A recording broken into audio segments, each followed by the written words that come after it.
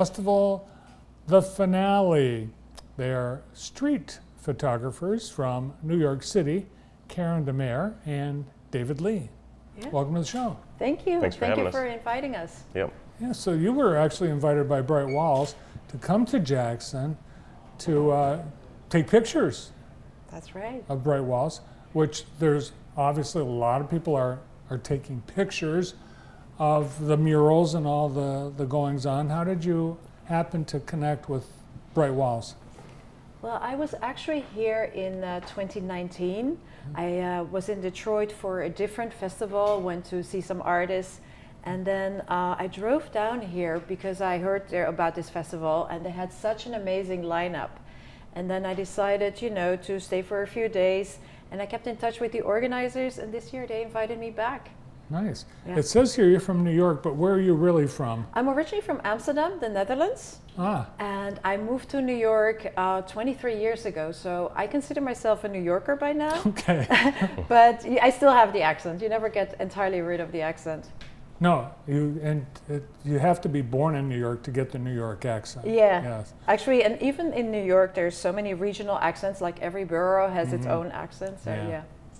David, how about you? How did you connect with Bray Wallace? Actually, I was in Atlanta. I travel for a lot of different festivals. So there's an outer space festival in Atlanta, and I was listening to an artist talk, and a guy came up and touched me on the arm and said, "Hey, I'm Clay," and told me about what you guys were doing in Jackson, and I was like, "Oh, I'll have to come check it out." And every year he's like, "No, wait for the finale, wait for the finale." And even before the pandemic, I was like, "Okay, I'll come out." And he's like, "No, this isn't the finale." And so here I am, finale. And you started by just walking around and taking pictures of graffiti in New York, and that turned into what, a full-time career? Not a full-time career. It's not my day job. I actually work in advertising as my day job, but I moved to New York in 2015. My family's military brats, and then we moved from Texas because of my work. And I probably, like most parents, put their kids in front of colorful walls and take pictures of them.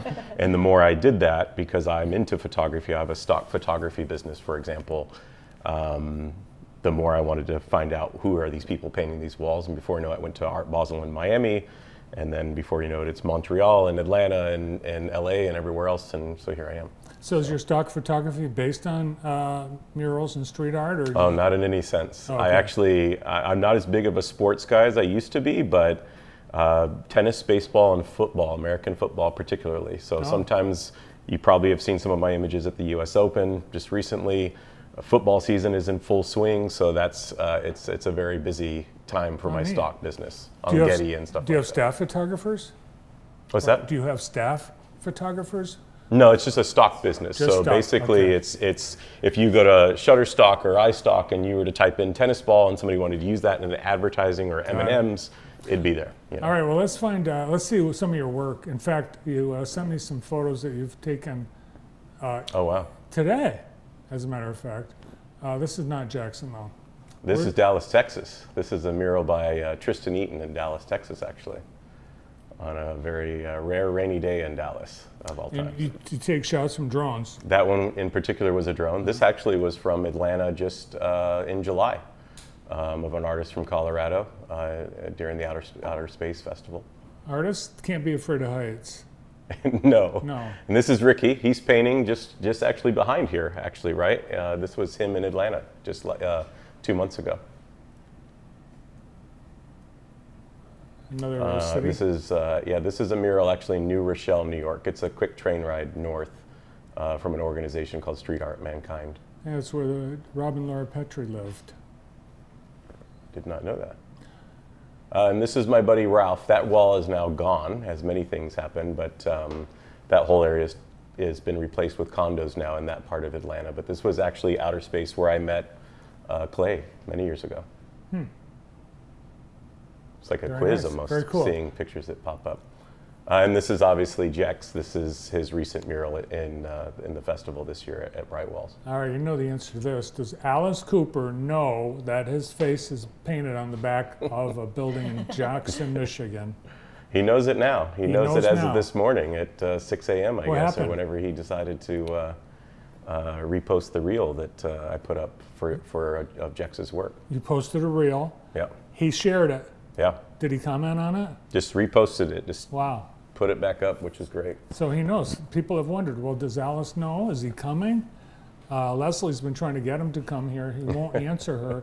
Alice Cooper, if you're watching this clip, because you'll reshare this interview later today. Sure. So Alice, would you answer Leslie's emails, please, and come to Jackson and see your bigger than life-size portrait. It's amazing. All right, so we also have some of the work of Karen. Oh, this is still David. This is here. Yeah, that's. He hasn't been working as much, but this was just from this year's festival, actually. Nice. Nice shots. Okay.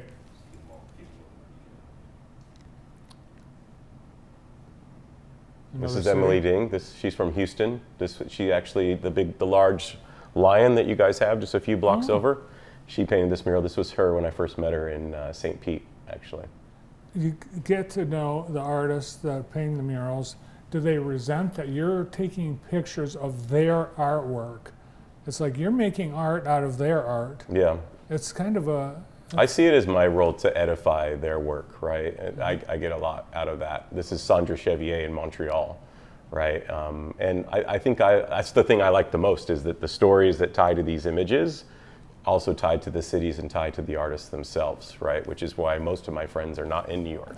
They're scattered all over the U.S. So. Yeah. And this is Greg Mike in Atlanta. I play in water a lot. All right, very nice. I like the reflection, the water. You did that in the last one in Montreal too. Sure. All right, now on to some of the work of Karen. Yeah, so this is actually a woman that I really, really admire. You see her at the bottom in front of the mural. Her name is Martha Cooper, and she's a legendary photographer. She's actually the one who was one of the first to photograph graffiti in New York City. She was documenting the trains in like the late 70s, 80s, and she is very famous for a book that she did together with Henry Chalfant called Subway Art. And in those days, there was no internet, there was no like social media. So that book became actually the way she, transferred the knowledge and the designs and the styles of all the graffiti writers around the world. So graffiti writers were basically copying that book and just, mailing it to each other and to learn and studying each picture, to look at the color palette, to look at, everything there. This picture was actually taken in Oak Park in Sacramento, California, where there was a screening of her movie. There is a movie that was directed by Selena Miles, a really gifted videographer from Australia. And this little theater, the Guild Theater, is where they screened the movie and then did a Q&A right after. Nice. And the mural that you see on the left-hand side was by a local artist whose name just escapes me right now. But I really like, the composition of this photo in the sense of you see the texture and, the character of the building, with then the portrait of a local, artist, and then this iconic photographer in the foreground. Very nice. This is also a really interesting design. This is by an artist named Lauren Y.S. She is on Instagram as Squidlicker, and she is one of my favorite artists to watch.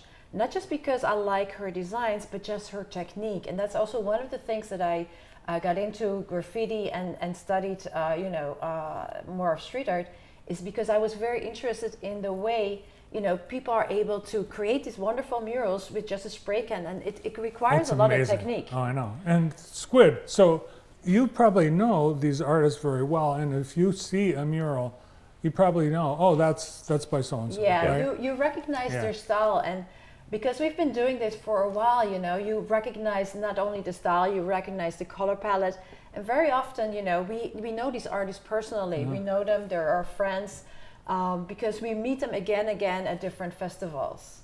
I like that. Yeah. Now, I understand you use the iPhone a lot. Actually, it's not an iPhone, but we're not a cell promoting. phone. It's a mobile phone. Okay, it's mobile actually phone. a Galaxy. Yeah. Yeah. So these last two murals were actually in Ostend in Belgium, and that's actually another interesting thing because originally I was a travel photographer and I like to travel around the world and explore cities and towns from a different angle, from a different point of view. So not just look at monuments and go to museums and the regular things, but explore them through their art. And then you go to cities and you go to neighborhoods where you normally would not go. So this is in Ostend in Belgium, which is right on the coast. And they have a really wonderful festival too, where it was going on for several years. It's called the Crystal Ship. And you get a lot of European artists who go there. And that's also one of the nice things of traveling, is you go to different parts of the world and you see completely different artists who have different styles, different techniques. And I go also like a lot to South America. I've been to like a street art festival in New Zealand.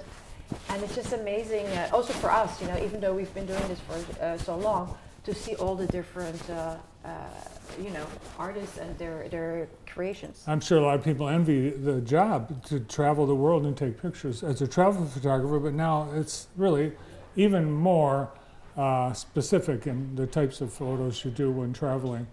What about Jackson? Tell us what the impression you have of our community in terms of the volume of art, the walls, the mural festival.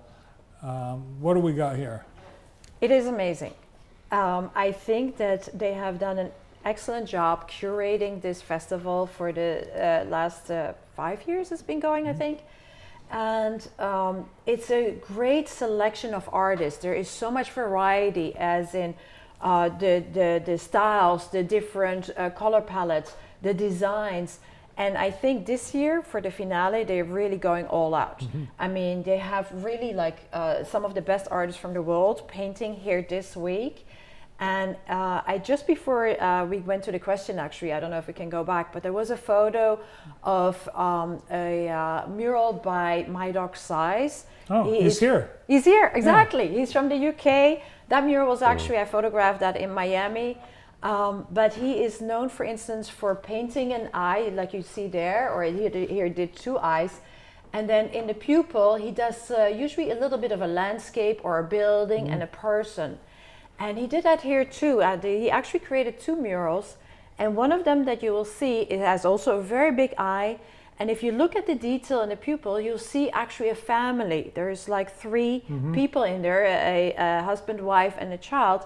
And they're local people here from Jackson. That's right. All right, and what about your impression of Jackson, David? It's been very interesting. I got in on Tuesday, so I'm coming up on my second full day to run around town. From an art perspective, you guys have a great collection. All right, the artist representation from both international and U.S. artists, you have a great, but also just the variety, the color. I think what's most peculiar about this town that a lot of you guys may not know is, when I go to a town to hunt down street art, it's a rental car in LA and I'm driving 40 minutes from one wall to the next. It's a big hike potentially in New York. You guys have a very dense area within 4 blocks that have a lot. I was telling Clay the other day, probably the only thing that competes with this is like Montreal. And that's maybe scattered across 20 city blocks, but they shut down for their festival and you can walk that area and you see everything from grandparents to young kids taking in the festival, and you guys have that going on here too. Yeah. It's very special. You actually don't see that. I mean, even you go down, just recently I was in Atlanta, and I mean, that's probably scattered across 8 to 10 miles. Right, and that's not walkable, right? So, it has a hard time having that same density that you guys have with the stages and everything else. Yeah. Well, it's great to have you guys here. Thanks for taking time to be on our show today. Thank you so much for inviting us. All right, get out there and snap away. That's right. Karen DeMare and David Lee, street photographers from New York City, here for Bray Wallace. Stay tuned. We've got time for one